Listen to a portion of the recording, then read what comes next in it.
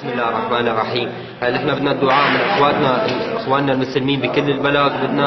بدنا الفزعه من المدنيه ومن المسلمين كافه بالغوطه.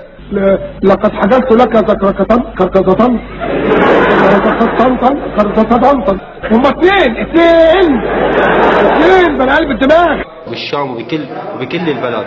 كل مين جيف مي همبرجر. كل مين كان بده فوتة الشام، هي نحن لكنا فايتين على الشام، بدنا اياهم يكونوا معنا، نفوت ايد بايد ان شاء الله باذن الله. والحكى اذا ما بتحل انت وجماعتك عن لخلي الرفيق ابو شوقي يوصل عواك وعواه عقب راس النحاي. وهي المفاجأة بإذن الله حتكون كبيرة ان شاء الله. حتكون من نص الشام، بنص جامع الأمي، بتطلع عالم من نص جامع الأمي تاتي. بإذن الله. هي المفاجأة لسه ما شافها، بس بإذن الله المرحلة الرابعة. يا دنيا ما كنت بنبايع. هلا نحن اول مرحله والثانيه والثالثه، بس الرابعه رح تكون مفاجاه كثير كبيره، ورح تسر اخواتنا المدنيه كلهم. نحن نطلب من اخواتنا المدنيه بقلب الشام يتحركوا، بلشوا يتحركوا هلا، لانه هلا خالص.